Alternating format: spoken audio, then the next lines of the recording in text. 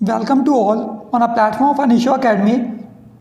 आज हम class 12th की फर्स्ट बुक पॉलिटिकल साइंस की समकालीन विश्व में राजनीति का चैप्टर सेकंड दो ध्रुवीयता का अंत शुरू करने जा रहे हैं। ये इस चैप्टर का पार्ट 4 है।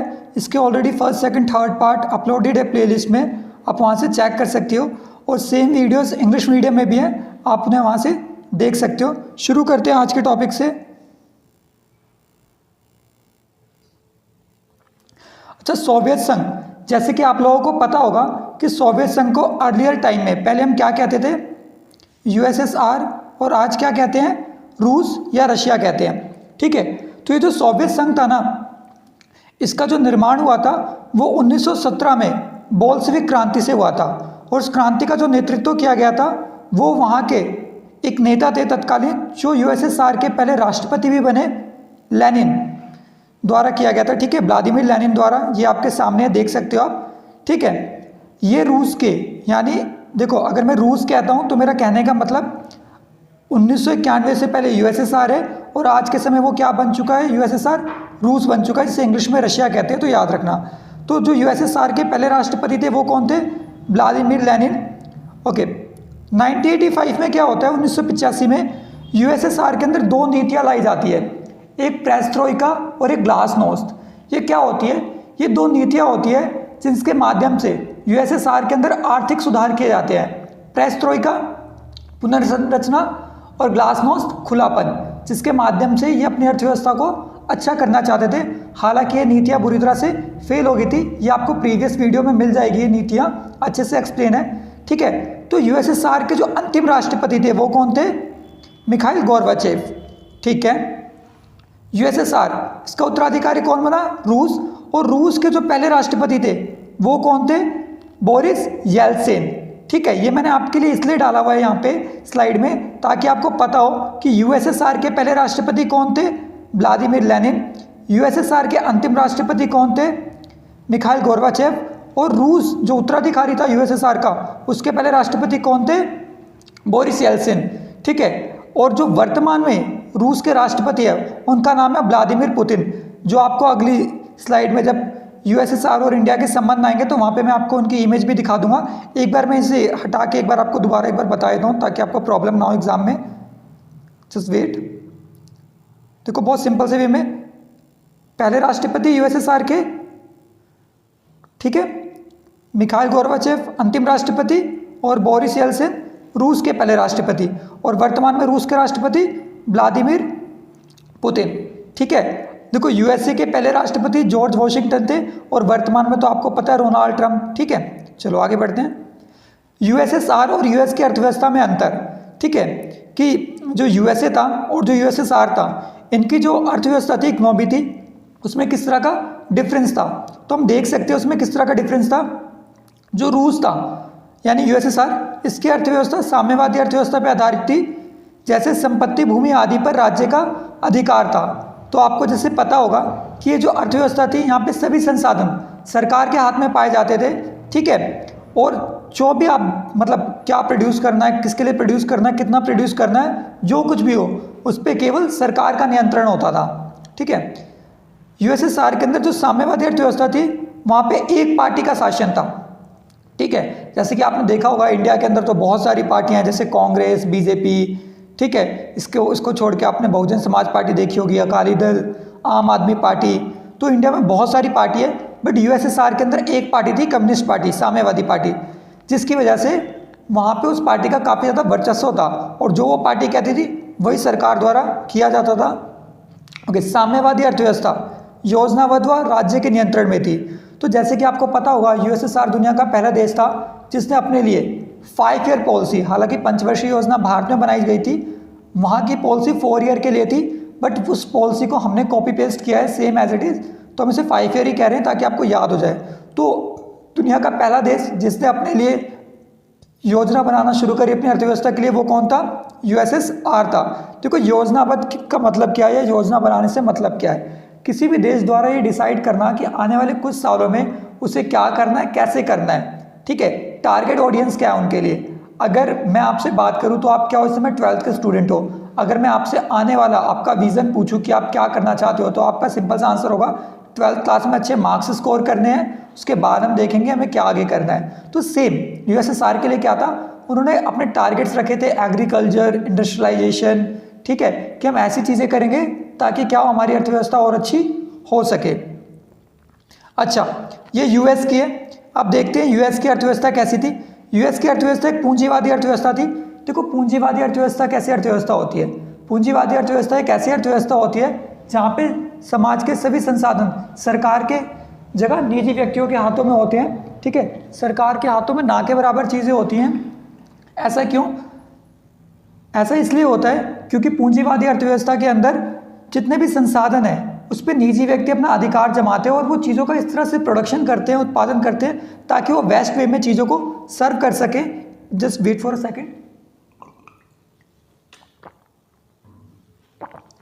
हाँ, जैसे अमेरिका के अंदर जो भी संपत्ति और भूमि थी या आज के समय भी उस पर जो पूरा अधिकार होता है वो वहाँ के निजी व्यक्तियों का होता है, क्योंकि वहाँ पे बेस्ट वे जितना आप अच्छा कर सकते हो उतना अच्छा आपको करने दिया जाता है, ठीक है। जिसकी वजह से आपको शायद ये बात भी पता होगी कि अमेरिका दुनिया की एक सबसे बड़ी सुपर पावर है, ठीक है। हालांकि आज के समय जो कोविड-19 का इशू है, कोरोना वायरस का, इसकी वजह से तो पूरी दुनिया एक हो चुकी है, ठीक है। अच्छा, अगला पॉइंट देखते हैं।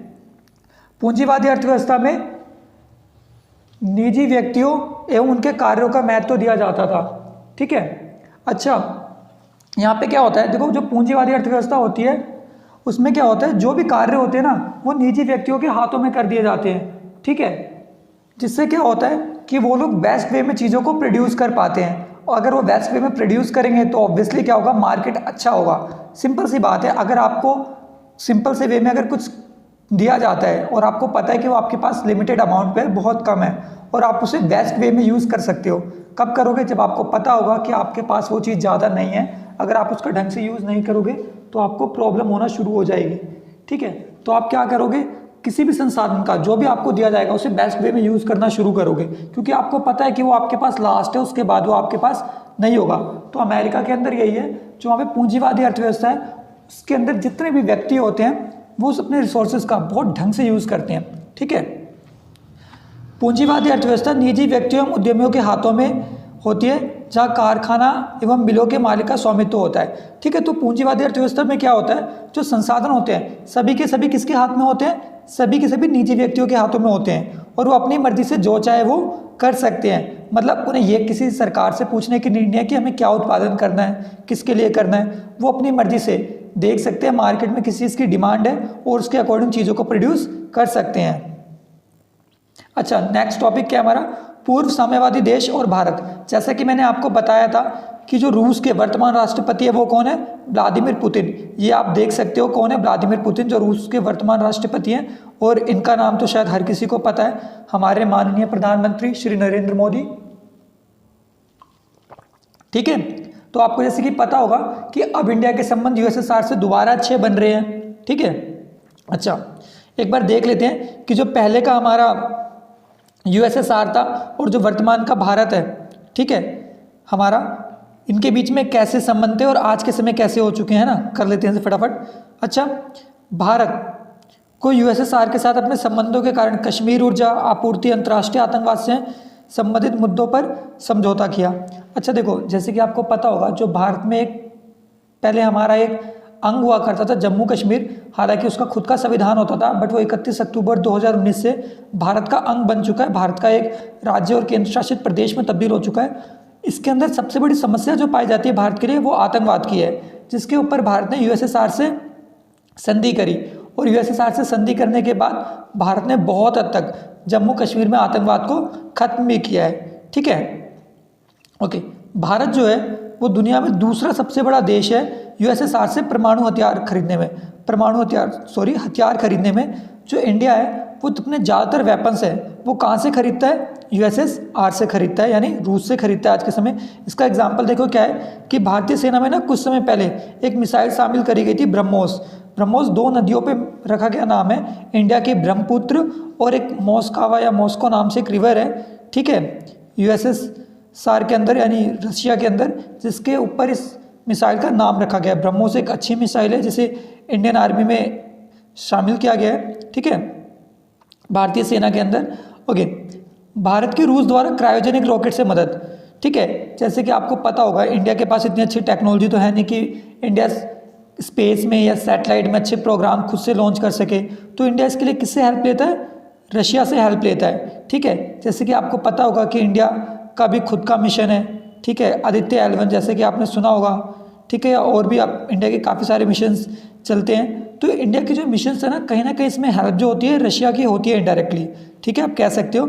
अच्छा 1971, अच्छा देखो यहाँ पे करेक्ट कर लेना, ये 1971 पाकिस्तान से जो हमारा युद्ध हुआ था बांग्लादेश को लेकर वो होगा। और जो कारगिल है ना, कारगिल जो हुआ था वो 1999 में हुआ था। ठीक है, याद रखना 1999 में हुआ था, 1999 में हुआ था। ठीक है, तो 1971 में क्या हुआ था, हमारी जो माननीय प्रधानमंत्री थी उस समय की श्रीमती इंदिरा गांधी, उन्होंने क्या करा था, यूएसएसआर के साथ 20 वर्ष के लिए मित्र संधि को साइन कर लिया था, क्योंकि उन्हें पता था कि आने वाले समय में क्या होगा कि हमारा पाकिस्तान से युद्ध होगा बांग्लादेश को लेकर, क्योंकि बांग्लादेश से बहुत बड़ी संख्या में शरणार्थी भारत आ रहे हैं। ठीक है, और शरणार्थी भारत आ रहे हैं तो भारत के लिए समस्याएं उत्पन्न हो रही है, क्योंकि लाखों के नंबर में अगर व्यक्ति भारत आएंगे तो भारत उन्हें कैसे संभाल पाएगा, क्योंकि भारत की आर्थिक स्थिति खुद खराब थी उस समय।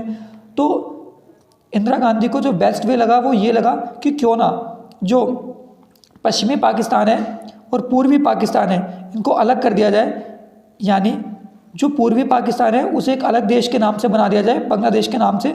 और हालांकि इंदिरा गांधी का कोई ऐसा मोटो नहीं था, बट इंदिरा गांधी ऐसा इसलिए चाहती थी कि इंदिरा गांधी यानी भारत की एक अच्छी नीति सामने आ सके, तो इंदिरा गांधी ने मदद करी। ठीक है, और जिसकी वजह से बांग्लादेश नाम का एक नया देश बन के 1971 में सामने आया हमारे। ठीक है, अब ये बात किसको बुरी लगी? पाकिस्तान को। और पाकिस्तान के इनडायरेक्टली कौन मदद करता है?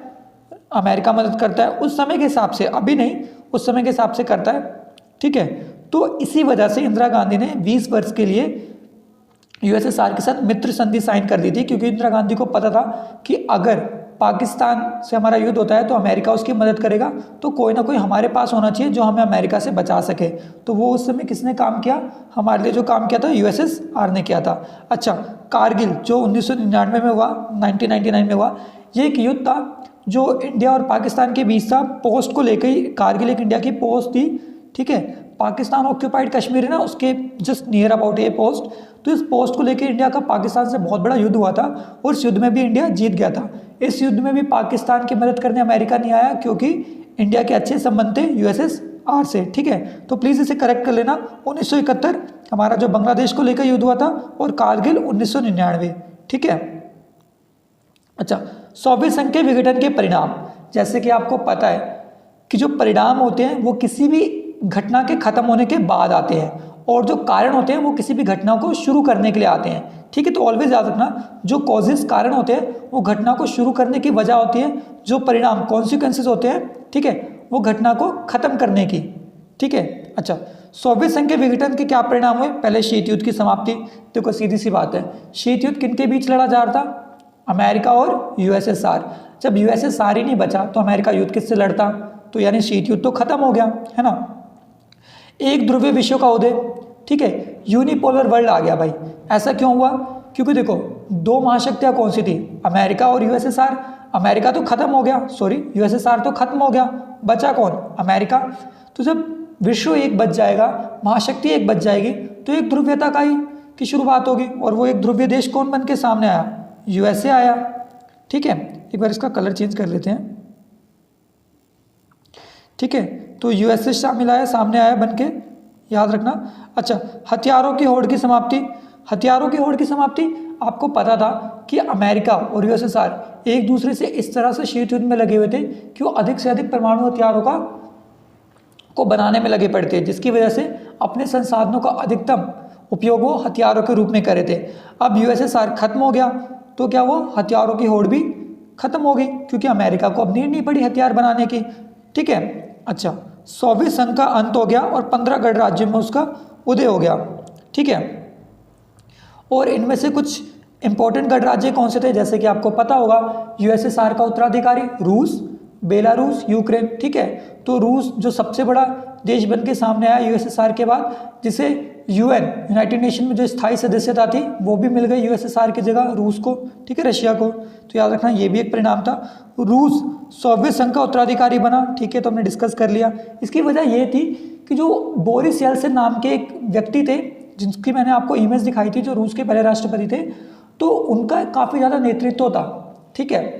और वो नेतृत्व क्या था कि वो चाहते थे जो यूएसएसआर है ना वो ढंग से काम नहीं कर रहा और इसका विघटन किया जाना चाहिए। तो उनका मानना था कि जो रूस है वो काफ़ी बड़ा राज्य है इन 15 गणराज्यों में, तो रूस को उत्तराधिकारी बनाना चाहिए यूएसएसआर का, और वैसा हुआ भी। और वो खुद यूएसएसआर के बाद जब उन्होंने रूस नामक एक देश सामने देखा तो वो रूस के पहले राष्ट्रपति भी बने। ओके, अंतर्राष्ट्रीय राजनीति में शक्ति संबंध में परिवर्तन। तो आपको पता है कल तक क्या था, जो 9 अंतर्राष्ट्रीय देश थे जिन्हें न्यूली इंडिपेंडेंस मिली थी वो सोच रहे थे कि हमें अमेरिका के लिए जाना चाहिए, ठीक है, या यूएसएसआर के लिए जाना चाहिए। अब उनके पास ऐसी कोई प्रॉब्लम नहीं थी, उनके पास एक सिंपल सा ऑप्शन था और वो अमेरिका बचा हुआ था, ठीक है। उन्हें पता है कि यूएसएसआर तो बचा ही नहीं है, तो अब एक ही महाशक्ति अमेरिका, उसके शरण में चले जाओ तो कोई प्रॉब्लम की बात तो है नहीं। हालांकि आपको ये बात पता होगी कि इंडिया ने उसके बाद भी अमेरिका से कोई ढंग के संबंध नहीं बनाए थे, तो उसकी वजह ये थी कि इंडिया उसके बाद भी नहीं चाहता था कि हम किसी के गुलाम बन जाए, क्योंकि इंडिया ने जो गुटनिरपेक्ष आंदोलन बनाया था वो काफ़ी अच्छा था और अभी तक वर्क कर रहा है ना। ओके, साम्यवादी विचारधारा की जगह पूंजीवाद एवं अन्य विचारधाराओं की ओर 9 स्वतंत्र देशों का जाना। तो जैसे कि आपको पता है 1950 के टाइम पे बहुत सारी न्यूली कंट्रीज थी जिन्हें फ्रीडम मिली थी, तो उनके सामने अब एक ऑप्शन था कि साम्यवाद और एक पूंजीवाद। बट अब तो साम्यवाद खत्म हो गया 1991 के बाद, क्योंकि यूएसएसआर खत्म हो गया, तो उनके पास एक सिंपल सा ऑप्शन बच गया था कि या तो हम अमेरिका को ज्वाइन कर लें या तो किसी अलग विचारधारा को ज्वाइन करें, ठीक है। तो अब उनके पास ऐसी कोई प्रॉब्लम रह नहीं गई थी ऑलमोस्ट, ठीक है। तो अपनी मर्जी से किसी भी विचारधारा को ज्वाइन कर सकते थे, ठीक है।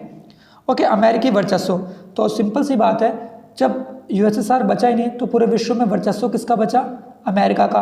अमेरिका ने अपने वर्चस्व को ढांचागत, सैन्यगत, ठीक है, सांस्कृतिक रूप से, इन सब रूप से अमेरिका ने अपने वर्चस्व को विश्व में बढ़ा लिया। और अमेरिका की एक्चुअली आप कह सकते हो दादागिरी से शुरू हो गई, ठीक है।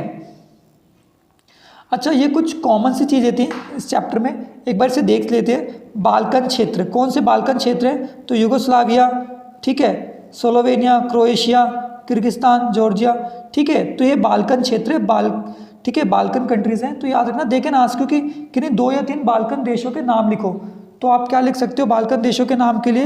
यू कैन राइट कि बाल्कन देश कौन से थे? यूगोस्लाविया, स्लोवेनिया, ठीक है, क्रोएशिया, किर्गिस्तान, जॉर्जिया, ठीक है।